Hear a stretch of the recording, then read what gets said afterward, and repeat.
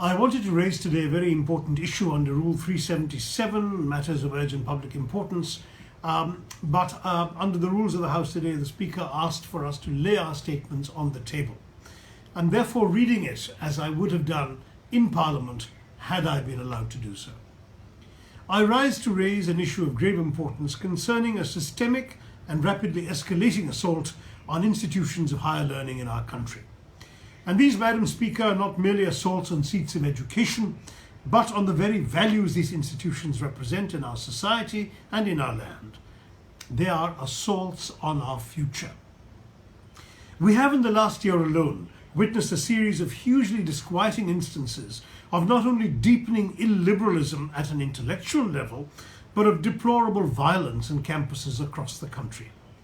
There was, for instance, Hyderabad University, where hatred and discrimination culminated in the tragic death of a bright Dalit student, Rohit Vemula, who deserves an even brighter future, not suicide.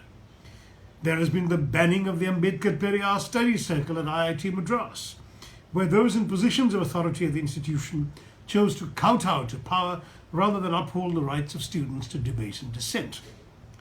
We've all seen, Madam Speaker, what unfolded at JNU, with intimidation, violence and hate given free rein, and an environment generated where fear is fostered and students, professors, even parents are victims of untrammeled brutality.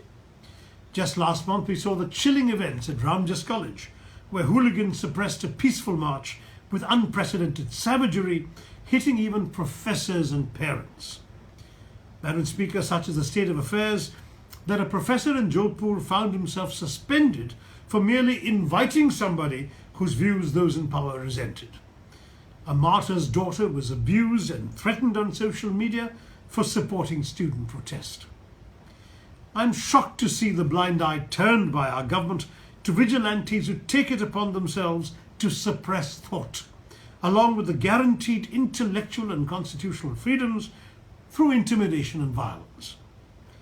The argument made is that these students are saying anti-national things.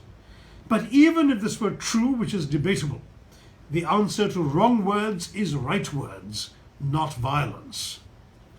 I urge this government to demonstrate effectively and immediately its commitment to ensuring the freedoms of education and the freedom of expression.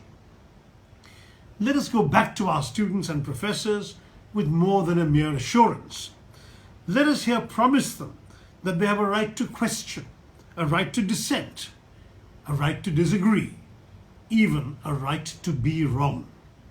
That is what true intellectual freedom means, and we have a duty to protect it. Thank you, Madam Speaker. Jai Hind.